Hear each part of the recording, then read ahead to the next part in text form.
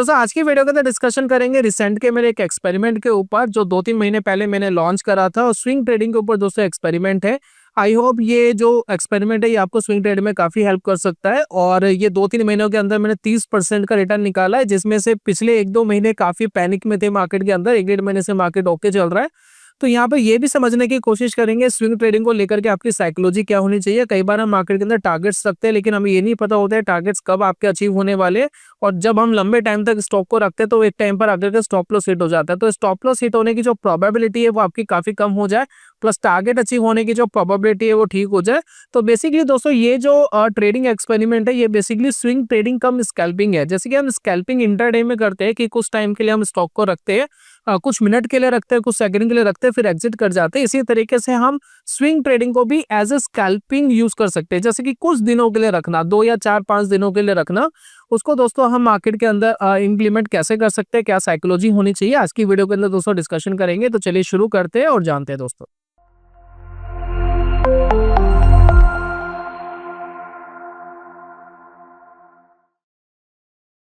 बहुत बहुत स्वागत है आप सभी का ट्रेडिंग चैनल के यूट्यूब चैनल में। मेरा नाम है अनमोल मित्तल। तो जैसे कि दोस्तों आप सभी जानते हैं कि मैं जो ट्रेड करता हूँ काफ़ी हैवी कैपिटल से ट्रेड करता हूँ। मेरे पास 30-40 लाख रुपीस होते हैं 3-4-5 अकाउंट्स के अंदर, जिसके अंदर मैं यूज़ करता हूँ मेरे और मेरी फैमिली के। तो यहाँ पर दोस्तों ये डिस्कशन करने वाले जो एक्सपेरिमेंट है बहुत छोटे से अमाउंट के साथ किया गया है, क्योंकि मैं एक्सपेरिमेंट बहुत बड़े अमाउंट के साथ नहीं करता हूँ। मेरा जो एक्सपेरिमेंट का अमाउंट होता है वो अमूमन 10,000, 15,000, 20,000 रुपये से ज़्यादा होता नहीं है। प्लस ये वीडियो बनाने का जो मेन मोटिव है, जो मार्केट के अंदर 10,000, 15,000, 20,000 मार्केट के अंदर लेकर आ रहा है, जो इनिशियल बेसिस पे एक रिटेलर है, तो उनके पॉइंट ऑफ व्यू से ये एक्सपेरिमेंट किया गया था। तो इस एक्सपेरिमेंट में सिर्फ मैंने 7,000 रुपये लगाए हैं। और आप सभी जानते हैं कि 7-8-10,000 रुपये तो हम एक दिन में स्टॉप लॉसेस ले लेते हैं मार्केट के अंदर, है ना। तो ये मत कहिएगा कि 7,000 रुपये से क्या एक्सपेरिमेंट करा, ये भी कोई एक्सपेरिमेंट होता है। तो नोट टू वरी, जब हम 7,000 के 50,000 बना सकते हैं तभी हम 1 लाख के 5 लाख बना सकते हैं। अगर हम 7,000 से 30-40-50,000 नहीं बना पा रहे, उसको सस्टेन नहीं कर पा रहे, तो ऑब्वियसली आप 1 लाख 10 लाख रुपए लगाकर भी अपने पैसे को बंद करने वाले हैं। तो सबसे पहले छोटे अमाउंट से एक्सपेरिमेंट आपको करना चाहिए। तो आप भी प्रैक्टिस मार्केट में कर सकते हैं और ये सोच के करें कि ये जीरो हो जाए कोई बात नहीं, मैंने सीखने के लिए मार्केट में पैसा लगाया है। तो यहाँ पर देखिए ट्रेडिंग जर्नल में आपके साथ शेयर कर रहा हूँ। यहाँ पर आप देख रहे हैं फायर्स का मैंने अकाउंट खोला हुआ है। मैंने एक फर्स्ट ट्रेड लिया था 5 तारीख को। ये देखिए 5 तारीख को मैंने एक ट्रेड लिया। कौन सा ट्रेड लिया वो मैं आपके साथ शेयर नहीं करूंगा, कौन सा स्टॉक मैंने लिया। और स्विंग ट्रेडिंग है, यानी स्टॉक बाय करके होल्ड रखा। और उसमें देखिए 28 तारीख को स्टॉप लॉस ट्रिगर हो गया 482 रुपीज का। ठीक है, तो ये दोस्तों ट्रिगर हो गया। लगभग 7-8% मेरा चला गया इसमें। फिर अगले महीने देखते हैं क्या हुआ। यहाँ पर देखिए अगले महीने कैलकुलेट करिए। यहाँ पर फिर मैंने ट्रेड लिया तो कुछ यहाँ पर प्रॉफिट्स ट्रिगर हो गए। ये देखिए यहाँ ट्रेड लिया, यहाँ ट्रिगर हो गए और यहाँ मेरा प्रॉफिट ट्रिगर हो गया। तो यहाँ लगभग 1100-1200 रुपये के आसपास बना। फिर एक नया ट्रेड इस महीने लिया गया। उसके बाद देखिए नेक्स्ट मंथ मार्केट में क्या हुआ। अगर अप्रैल के अंदर बात करें, अप्रैल में भी बहुत सारे हमारे प्रॉफिट्स ट्रिगर हो गए। ठीक है, तो लगभग 10-15 ट्रेड्स लिए गए हैं और उसमें से कुछ लॉस में भी गए हैं। देखिए कुछ लॉस में गए हैं। लॉस देखिए कितना है, 339 का लॉस आपको दिखाई दे रहा है, यहाँ 186 का दिखाई दे रहा है। लेकिन जो हमारे प्रॉफिट्स आप देखेंगे 600, ऑलमोस्ट 700 और 600, तो प्रॉफिट्स बड़े हैं, स्टॉप लॉसेस छोटे हैं। और यहाँ पर सारी रिकवरी हो गई है। रिकवरी होने के बाद अभी एक करंट ट्रेड चल भी रहा है, मैंने आपके साथ शेयर नहीं करा है। तो करंट शेयर का अभी प्रॉफिट में चल रहा है लेकिन टारगेट पे नहीं आया है। तो ये दोस्तों ट्रेडिंग जर्नल था जो मैंने आपके साथ शेयर करा। 2-3 महीने पहले मैंने ये स्टार्टिंग करी है। तो यहाँ पर देखिए बेसिक चीजें मैं आपको बताऊंगा जो स्विंग ट्रेडिंग में आपको हेल्प करेगी, प्लस आप मार्केट के अंदर थोड़ा साइकोलॉजिकल भी मार्केट के अंदर ठीक होने की कोशिश करेंगे। ठीक है, तो 30% का रिटर्न हम ऑलरेडी मार्केट के अंदर कमा चुके हैं। तो 2-3 महीने के अंदर 30% का रिटर्न, अगर ये कैपिटल मैंने 1 लाख लगाया होता तो 1,30,000 रुपये हो गया होता। तो छोटे कैपिटल से इसलिए लगाया ताकि हम एक्सपेरिमेंट कर सके। तो एटलीस्ट मैं इसका एक्सपेरिमेंट 1 साल तक रखूंगा। 1 साल तक मैं देखूंगा कि क्या चलता है। अगर 1 साल तक ये ठीक चला, थोड़े ड्रॉबैक्स वगैरह मुझे पता लग जाएंगे, देन उसके बाद मैं इसको हैवी कैपिटल पे डिप्लॉयड करूंगा। तो यहाँ पर दोस्तों समझने वाली बात ये है कि क्या चीज इसके अंदर इंप्लीमेंट की गई है जो आपको स्विंग ट्रेडिंग में हेल्प कर सकती है। तो एक एक करके दोस्तों चार्ट के ऊपर समझते हैं। तो पहली इंपॉर्टेंट चीज जो मैं यहाँ पर नोटिस करता हूँ तो उसको कैप्चर करने की कोशिश करना। मैं आपसे कहता हूँ कि अगर आपने किसी स्टॉक के ऊपर एक टारगेट रखा है, फॉर एग्जाम्पल कोई स्टॉक 1,000 रुपए का और आपने टारगेट रखा है जी 1,050 का हो जाएगा तो हम एग्जिट कर जाएंगे, तो कितने टाइम के अंदर वो 1,050 होगा? क्या आप ये कैलकुलेट करते हैं? बहुत सारे रिटेलर नहीं करते। तो टाइम कैसे निकालना होता है सबसे पहले ये समझते हैं, क्योंकि टाइम इज मनी। अगर कोई स्टॉक ऐसा है जिसके अंदर वो टारगेट अचीव होने में बहुत टाइम लग सकता है, तो क्यों ना मैं दूसरा स्टॉक में शिफ्ट हो जाऊं जो मुझे जल्दी वो टारगेट दे सकता है। तो ये दोस्तों बड़ा इंपॉर्टेंट है। एक क्लासिकल एग्जांपल मैं आपके साथ शेयर कर रहा हूँ रिलायंस इंडस्ट्री का, आप यहाँ पर नोटिस करिएगा। यहाँ पर देखिए एक बेहतरीन सपोर्ट था रिलायंस के अंदर, यहाँ से ये गिरना शुरू हुआ, ठीक है, और यहाँ पर आकर के इसने सपोर्ट लिया, ठीक है। तो ये जो सपोर्ट है ये कैसे डिसाइड हुआ? ये तब डिसाइड हुआ जब मार्केट यहाँ से बहुत तेजी से ऊपर गया। तो हम इसको आइडेंटिफाई नहीं कर सकते थे, हमें नहीं पता था कि मार्केट यहाँ से ऊपर जाएगा नहीं जाएगा, लेकिन एक बार ये फॉर्मेशन बन गया तो हम सेकंड टाइम के लिए प्रिपेयर है। सेकंड टाइम के लिए क्या प्रिपेयर है? मार्केट वापस इस जोन पर आया, देखिए इस जोन पर मार्केट वापस आया, ठीक है। जब मार्केट इस जोन पर आता है तो मैं यहाँ क्या वेट करता हूँ, मैं यहाँ देखता हूँ क्या मार्केट यहाँ से ऊपर जाने की कोशिश कर रहा है। नॉर्मली मैंने देखा मार्केट यहाँ पर कंसोलिडेशन फेस में, फिर सडनली मार्केट के अंदर एक बुल कैंडल बना, फिर मार्केट यहाँ से ऊपर गया, फिर यहाँ कहीं से मुझे थोड़ा सा अंदाजा लग रहा है कि मार्केट ऊपर जा सकता है, या यहाँ कहीं भी आप ट्रेड ले सकते थे, इस हॉटस्पॉट में भी कहीं ना कहीं ट्रेड ले सकते थे। तो जब भी आप इस तरीके के सपोर्ट पे ट्रेड लेते हैं तो आपके विन होने की प्रोबेबिलिटी रहती है। प्लस अगर आप देखेंगे यहाँ पर एक सपोर्ट का लो है, उस लो को आप निकाल लीजिए, उस लो के थोड़ा सा नीचे जाकर के अपने एसएल लगाए। और प्लस क्या है कि आपके लिए खोने के लिए बहुत छोटा सा अमाउंट है। कितना अमाउंट है? इतना छोटा सा आपके लिए अमाउंट है। मार्केट पिछली बार रैली कहां तक करा था, आप उसको आइडेंटिफाई करें। जैसे कि देखिए मार्केट पिछली बार यहां से जब बढ़ा था तो यहां तक बढ़ा था, ऊपर तक। तो कभी भी ट्राई मत करिए जो मार्केट ने टॉप लगाया था उस टॉप तक मार्केट के अंदर रहेंगे। आप इस रैली का 70-80% निकाल लीजिए, मैं कहता हूँ 70% निकाल लीजिए। तो इस रैली का मैंने 70% निकाल लिया जो लगभग यहाँ पर होता है। तो ये दोस्तों मेरा टारगेट है। तो मैं कह सकता हूँ 1340 के आसपास मेरा टारगेट है, ठीक है। मेरे जो एंट्री करी है लगभग मान लेते हैं 1220 पर मैंने एंट्री करी है रिलायंस में, ठीक है। तो ये मैंने दोस्तों यहाँ पर कैप्चर कर लिया, प्लस मैंने अपने एक स्टॉप लॉस डिसाइड कर लिया है। स्टॉप लॉस मान लेते हैं 1180 मेरा स्टॉप लॉस है, तो ये मैंने डिसाइड कर लिया। तो मेरे पास खोने के लिए 40 रुपए है और पाने के लिए लगभग 120 रुपए है। तो मेरा टारगेट है 120 रुपीज का, 120 रुपीज मेरा टारगेट है, और 40 रुपीज मेरा क्या है? स्टॉप लॉस है, ठीक है। ये दोस्तों मैंने मार्केट के अंदर कैप्चर कर लिया। तो बड़ी सिंपल सी चीज दोस्तों मैंने मार्केट में कैप्चर करी है। एक स्ट्रॉन्ग सपोर्ट था, पहले उस पर एक रैली आई थी, अगेन मार्केट उसको टेस्ट करने के लिए आया है, और अगेन मार्केट थोड़ा कंसोलिडेशन फेस में, अगेन मार्केट कह रहा है जी मैं यहाँ से शायद ऊपर जा सकता हूँ। हो सकता है ना भी जाए, हो सकता है आपका स्टॉप लॉस हिट हो जाए, आपका 40 रुपए चली जाए, लेकिन पाने के लिए 120 रुपए है। तो मेरा risk and reward ratio favourable है। एटलीस्ट 1:2 आपका रिस्क एंड रिवॉर्ड रेशो होना चाहिए मिनिमम।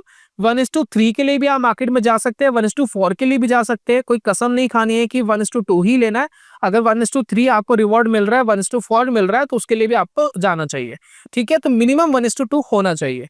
तो ये दोस्तों मार्केट के अंदर सिंपल सी चीज हमने कैप्चर कर ली कि एक स्ट्रॉन्ग सपोर्ट है, उसके बाद एक रैली आई, फिर अगेन टेस्ट करने के लिए आया, फिर अगेन मार्केट शायद लग रहा है कि यहाँ से पुल बैक दे सकता है, अगेन मार्केट जा सकता है। तो जो प्रीवियस ट्रेंड था उसका 70% निकाल लो कि भी 70% कहाँ रहा है, उसके आसपास एग्जिट करने का प्लान करो मार्केट में, ठीक है। और साथ में आप देखेंगे मार्केट को अपने लेवल पर यानी 1340 पहुंचने पे, देखिए 1340 के आसपास मार्केट पहुंच गया था। यहाँ पर थोड़ी सी वीकनेस दिखा रहा था, तो यहाँ पर आप एग्जिट प्लान कर सकते थे कि 1340 के आसपास पहुंच गया है। तो मैं 1-2 रुपए 3 रुपए के लिए मार्केट के अंदर ज्यादा मोमेंटम ना लूं। अगर 140 पर आकर के थोड़ी वीकनेस फॉर्म्ड हो रही है, आपको लग रहा है कि थोड़ा सा रेजिस्टेंस फेस कर रहा है, तो आप मार्केट के अंदर एग्जिट प्लान करिए। मार्केट के अंदर आप 2, 4, 5 रुपए कमाने के लिए अपना पूरे प्रॉफिट को रिस्क में मत लाइए, ठीक है। तो ये दोस्तों हमारा प्लान हो गया मार्केट के अंदर। अब आपको ये देखना है कि ये रैली आने में जो टाइम लगा था वो कैसे डिसाइड होगा। जैसे कि आप ये देखिए जब प्रीवियस रैली मार्केट के अंदर आई थी तो मार्केट में कैंडल्स काउंट करिए। देखिए 1 डे का टाइम फ्रेम है, तो 1 डे के टाइम फ्रेम के हिसाब से कैलकुलेट करते हैं। 1, 2, 3, 4, 5, 6, 7, 8, 9, 10, 11, 12, 13, 14, 15, 16, तो लगभग 16 कैंडल्स लगा था लास्ट टाइम जो मार्केट ने एक पुल बैक दिया था। तो आपको ये लगना चाहिए कि 16 वर्किंग डेज तो मिनिमम लगने वाले हैं। तो 16 वर्किंग डेज में थोड़ा सा आप ऐड कर लीजिए। मान लेते हैं मैं 20 दिन के लिए इस ट्रेड को प्लान कर रहा हूँ, तो मेरा टारगेट अचीव होने में एटलीस्ट 20 डेज लग सकते हैं।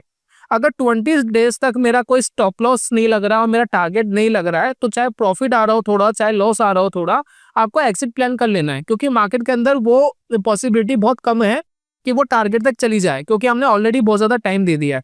तो टाइम निकालने का तरीका यही है मार्केट के अंदर। जैसे कि देखिए मैं यहाँ पर कहीं अगर प्ले करता, जैसे कि देखिए यहाँ पर मार्केट ऊपर जाने की कोशिश कर रहा था, तो अगर मैं यहाँ से कैंडल करूँ 1 2 3 4 5 6 7 8 9 10 11 12 13 14 15 16 17 18 19 19वीं कैंडल लगभग 1340 के आसपास आ गई थी। फिर उसके बाद मार्केट वहां से नीचे चला गया। तो लगभग हमारा जो एस्टिमेटेड टाइम है वही लगा जो आपने प्रीवियस ट्रेंड के अंदर देखा था। थोड़ा सा स्लो था ये, लेकिन आसपास ही था। तो आप अपना टाइम भी मार्केट के अंदर निकालना सीखिए।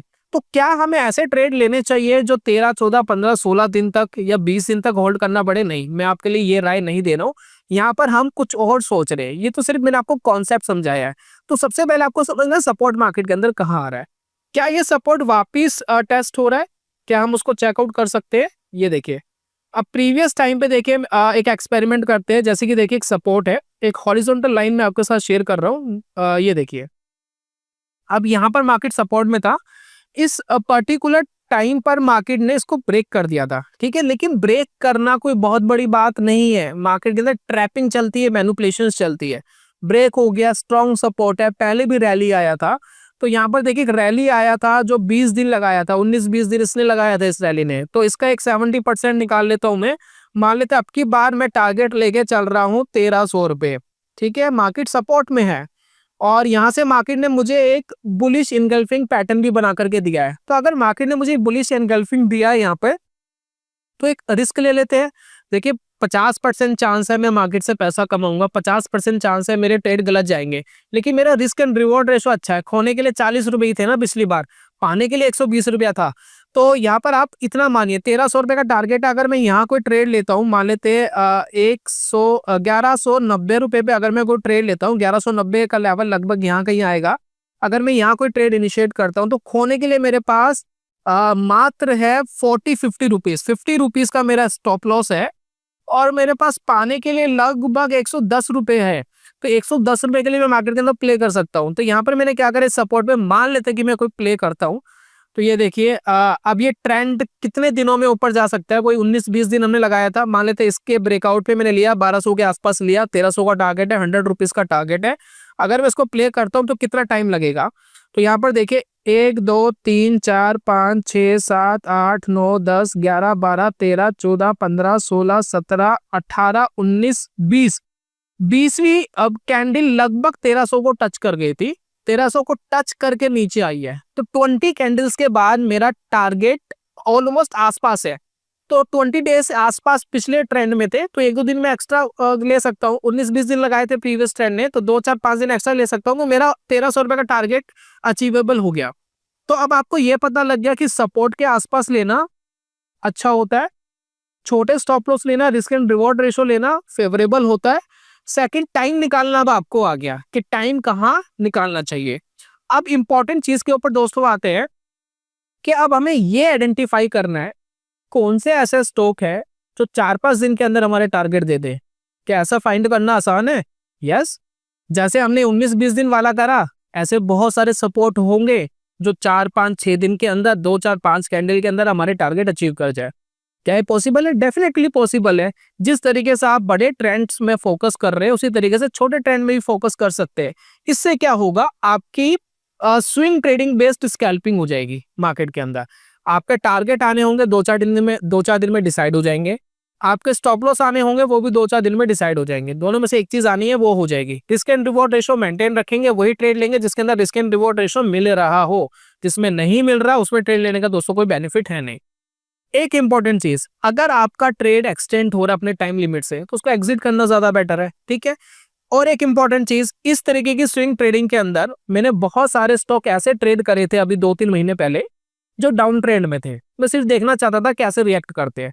थे वो डाउन ट्रेंड में, लेकिन एक सपोर्ट ले रहे थे, उस सपोर्ट में पुल बैक आ रहा था। तो उसके अंदर भी दोस्तों मेरे टारगेट अचीव हो गए। हालांकि वो वापस ब्रेकडाउन दे गए कुछ टाइम के बाद, लेकिन मेरा तो ट्रेड ही 2-4 दिन का था। 2-4 दिन में प्रॉफिट आना था, आ गया। जो स्टॉप लॉस आना था, आ गया। तो डाउन ट्रेंड वाले भी मेरे 60-70% एक्यूरेसी के साथ मार्केट के अंदर प्रॉफिट ट्रिगर कर गए। तो इतना सिंपल सा दोस्तों मार्केट के अंदर आप काम कर सकते हैं। सपोर्ट देखना एक थोड़ा सा टाइम कंज्यूमिंग काम है, थोड़ा सा आपको टाइम लग सकता है अगर आप मार्केट में नए हैं। लेकिन सपोर्ट देखिए, मार्केट के अंदर ट्रेड लेना ज्यादा अच्छा आपके लिए हो सकता है। मैं ये नहीं कह रहा कि इससे आप पैसा बना ही लोगे, लेकिन एटलीस्ट एक्सपेरिमेंट कर सकते हो, एटलीस्ट पेपर ट्रेड करके चेकआउट कर सकते हो कैसा काम कर रहा है। चलिए मैं कुछ एग्जांपल आपके साथ शेयर कर रहा हूँ। अभी देखिए 20 दिन वाला एग्जांपल था, बड़ा लंबा एग्जांपल था, तो समझाने के लिए ठीक था, लेकिन हमारा मोटिव ये नहीं है। हमारा मोटिव है बेसिकली मार्केट के अंदर छोटे ट्रेंड्स को पिक करना। तो छोटे ट्रेंड्स को पिक करने के लिए कुछ एग्जांपल्स हम कैप्चर करने की कोशिश कर रहे हैं। तो यहाँ पर देखिए थोड़े से बड़े मोमेंटम है, देखिए बड़े मोमेंटम है, काफ़ी दिन लगेगा। तो ये सपोर्ट था, इसके बाद एक रैली आया, तो इस रैली के आसपास में ट्रेड लूँ भी तो काफ़ी टाइम लगेगा इसको अचीव होने में। तो यहाँ पर कुछ स्टॉक्स हमें ऐसे फाइंड करने पड़ेंगे जो नियर बाई मार्केट के अंदर हमें प्रॉफिट दे सके। आप देखिए बहुत बढ़िया एग्जाम्पल मैं आपके साथ शेयर कर रहा हूँ जो आपको हेल्प करेगा ट्रेडिंग में। देखिए छोटा सा मोमेंटम आया मार्केट के अंदर, मोमेंटम पे कैप्चर करिए, एक सपोर्ट लिया और एक मोमेंटम आया। अब ये देखिए मार्केट गिर रहा था, रिलायंस गिर रहा था, सडनली यहाँ पर रिलायंस रुक गया। रुकने के बाद एक स्ट्रॉन्ग पुल बैक आया। अब देखिए यहाँ पर रिलायंस ऑलमोस्ट ट्रेड कर रहा था 960 रुपए पे। अब 960 रुपए से रिलायंस स्ट्रेट फॉरवर्ड ऊपर चला गया 1020 पर। ठीक है, कितने दिन लगाए? 1 2 3 4 5 डेज लगाए रिलायंस ने इसको करने में। अब हमें क्या वेट करना था? हमें एक ऐसा पैटर्न देखना था कि दोबारा इसको टेस्ट करने आ रहा है। तो ये देखिए दोबारा क्या करा रिलायंस ने, इसको टेस्ट करने के लिए ऑलमोस्ट यहाँ पर आया। ठीक है, यहाँ रिलायंस टेस्ट करने के लिए आया और यहाँ पर हमने क्या एज्यूम करा था भाई, जो ट्रेंड है आपका उस ट्रेंड का 60-70% निकाल लो। तो 60-70% के हिसाब से लगभग मैं अपना टारगेट राउंड फिगर पर रख लेता हूँ कि 1000 पे अगर रिलायंस वापस चला गया तो मेरा टारगेट है। यहाँ पर मान लेते मैंने ट्रेड लिया लगभग 970 रुपए पे, 970 रुपीज पे ट्रेड लिया। स्टॉप लॉस मैंने यहाँ नीचे लगा लिया, थोड़ा सा नीचे जो आपको लेवल दिख रहा है। तो मैंने 930 रुपए पे स्टॉप लॉस लगा लिया। नहीं 930 भी नहीं, 950 मेरा स्टॉप लॉस है। तो मेरे पास खोने के लिए 20 रुपए है और पाने के लिए 30 रुपए है। तो क्या मेरा risk and reward ratio favourable है? बहुत फेवरेबल तो नहीं है, 1:2 तो नहीं है, लेकिन 1:1.5 तो है। तो 1.5 के लिए अगर मैं इसको प्ले करता तो मुझे आइडिया है कि 5 दिन के अंदर प्रीवियस ये आ गया था, तो 5 दिन से थोड़ा एक्सटेंड कर लेता हूँ कि 7 दिन 8 दिन के अंदर मेरा टारगेट शायद आ जाना चाहिए। तो अब इसको कैलकुलेट करते हैं, क्या 8 दिन में टारगेट आ गया क्या? तो देखिए यहाँ पर हमें पता लगेगा 1 2 3 4 5 6 7 8, 8वें दिन के बाद मार्केट क्रॉस कर गया था। 7वें दिन ही मार्केट ने क्रॉस कर लिया था। प्रीवियस डे में 5 डेज लगे थे, इसमें 7 डेज लगे, थोड़ा सा एक्सटेंड करना पड़ा। तो ये बड़ी फैंटास्टिक सी चीज है कि प्रीवियस ट्रेंड से आपको टाइमिंग भी पता लग जाती है, प्रीवियस ट्रेंड से आपको टारगेट भी पता लग जाते हैं। मैं ये नहीं कह रहा कि जो प्रीवियस ट्रेंड है उसका 100% टारगेट रखो, उसका 60-70% रखोगे तो अचीव होने के ज्यादा चांसेस मार्केट के अंदर रहेंगे। चलिए और एग्जाम्पल देखते हैं, और छोटे एग्जाम्पल अगर मार्केट के अंदर हमें मिल जाए तो वेल एंड गुड है।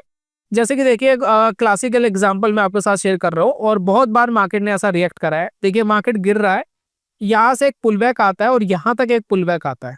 ठीक है, हालांकि हमारे इस ट्रेड में रिस्क एंड रिवॉर्ड रेशियो बैठेगा नहीं, लेकिन आप पुल बैक देखिए, 3 4 5 कैंडल्स में पुल बैक, फिर 3 4 5 कैंडल में पुल बैक, फिर 3 4 5 कैंडल में उसी सपोर्ट से पुल बैक। तो आपको टाइमिंग भी पता लग रही है कि किस टाइमिंग तक भाई मेरा ट्रेड अचीव हो जाएगा, मेरा टारगेट अचीव मार्केट के अंदर हो सकते हैं। तो ये दोस्तों हमें पता लग जाता है। चलिए और एग्जांपल्स मार्केट के अंदर देखते हैं। अब देखिए ये वाला देखिए ये बढ़िया एग्जांपल है। अब देखिए यहाँ पर मार्केट ने सपोर्ट लिया, एक बढ़िया पुल बैक मार्केट के अंदर आ गया। कितनी कैंडल्स लगी है? 1 2 3 4 5 6 7 8 कैंडल्स में मार्केट ने एक बढ़िया पुल बैक दिया। तो 1060 तक मार्केट ने टॉप लगाया। तो मैं मान लेता हूं कि भैया 1020 ही हमें मिल जाए, ये 1030 मिल जाए तो हमारे लिए बहुत है। तो मैंने टारगेट ले लिया जी 1020, थोड़ा सा मैंने अपना टारगेट नीचे कर लिया कि 1020 तक वापस अगर टेस्टिंग पर आ जाए तो हमारे लिए बहुत है। यहाँ पर देखिए मार्केट नीचे गया, इस सपोर्ट को ब्रेक करा, लेकिन आप देखिए वेरियस सपोर्ट है यहाँ पर। कई बार मार्केट सपोर्ट ब्रेक करता है फिर देन पुल बैक आता है। तो सपोर्ट ब्रेक करा, उसके बाद देखिए ग्रीन कैंडल फॉर्म्ड हुआ और इसको बुलिश हरामी पैटर्न कहते हैं। हरामी बेसिक वर्ड आप हिंदी में मत सोचिए, हरामी तो बेसिकली हम गालियां वगैरह दे देते हैं। एक जापानीज वर्ड है और हरामी का बेसिकली मतलब होता है जापानीज के अंदर प्रेग्नेंट। ठीक है, तो यहाँ पर देखिए एक आप ये देखिए एक रेड कैंडल है, उसका फिर एक बेबी टाइप का ग्रीन कैंडल जो फॉर्म्ड होता है, इसको दोस्तों बोलते हैं हरामी पैटर्न बनना, बुलिश हरामी। तो ये एक बुलिश हरामी पैटर्न यहाँ फॉर्म्ड हो गया। यहाँ पर देखिए एंट्री आपको आ रही थी 950 के आसपास, आपका टारगेट हमने रखा है अभी 1020 के आसपास। तो 70 रुपीज़ हमारे लिए कमाने के लिए है, 70 रुपीज़ हमारे लिए कमाने के लिए। और स्टॉप लॉस दोस्तों हमारा बनता है लगभग 910 रुपये। तो हमें हमारे पास जो स्टॉप लॉस आ रहा है वो आ रहा है 40 रुपीज़। तो 40 रुपीज़ हमारे पास गंवाने के लिए है, 70 रुपये कमाने के लिए। और लगभग 8 दिन के आसपास का ये खेल होने वाला है। तो 8 दिन को थोड़ा सा एक्सटेंड कर लेते हैं कि 10 दिन तक अगर हम वॉच करेंगे, 10 दिन तक टारगेट आया तो ठीक, नहीं आया तो हम दूसरे ट्रेड में शिफ्ट हो जाएंगे, चाहे प्रॉफिट आ रहा हो चाहे थोड़ा लॉस आ रहा हो, ठीक है। तो यहाँ पर क्या करना है, हमें वेट करना है। अगर हम वेट करें तो कितनी कैंडल के बाद ये ट्रिगर हो गया जरा कैप्चर करते हैं। 1 2 3 4 5 6 7 8, 8वीं कैंडल ने 1020 का लेवल टच कर लिया था। टाइमिंग निकालना आ गया, स्टॉप लॉस निकालना आ गया, रिस्क एंड रिवॉर्ड रेशो भी निकालना आ गया और टारगेट भी निकालना आ गया। कितनी सिंपल सी चीज है दोस्तों मार्केट के अंदर जो हम एक्सपेरिमेंट कर रहे हैं। तो ये सिंपल सा दोस्तों एक्सपेरिमेंट मैं करंटली कर रहा हूँ। एक इंपॉर्टेंट चीज जो लास्ट में आपको समझनी चाहिए, जब भी आप इस तरीके की ट्रेडिंग कर रहे हो तो अपना मनी मैनेजमेंट जरूर आपको रखना है। जैसे कि देखिए मेरे केस में मैंने 5% के आसपास अपना स्टॉप लॉस डिसाइड करा हुआ है। कई बार वो 6-70% हो जाता है, 6-7% हो जाता है, मार्केट एकदम अगले दिन खुला ही गैप डाउन, तो उसमें कर कुछ नहीं सकते। तो 5% के आसपास दोस्तों मैंने क्या रखा हुआ, अपना स्टॉप लॉस रखा हुआ है कि खोने के लिए 5% है, पाने के लिए 10% आ जाए, 12% आ जाए या 8-9% भी आ जाए तो चलेगा, ठीक है। तो अपनी पोजीशन साइजिंग को जरूर आपको रखना है। अब मान लेते हैं कि कोई स्टॉक ऐसा है जिसके अंदर आपका कैपिटल का 5% आपको स्टॉप लॉस लेना है, लेकिन अगर आप सारी क्वांटिटी उसके अंदर लगा देंगे तो स्टॉप लॉस 6-7% बैठ रहा है। तो इसमें आप क्या कर सकते हैं, एक आध क्वांटिटी कम ले लीजिए ताकि आपकी ऑल ओवर कैपिटल का 5% ही जाए। स्टॉप लॉस तो मार्केट डिसाइड करेगी, आप डिसाइड नहीं करेंगे। अपना जो प्राइस एक्शन देखा है वो डिसाइड करेगा। आप क्या डिसाइड करेंगे, क्वांटिटी कम या ज्यादा कर लेना। तो आपको उतना ही क्वांटिटी लेना है जितना आपका स्टॉप लॉस है।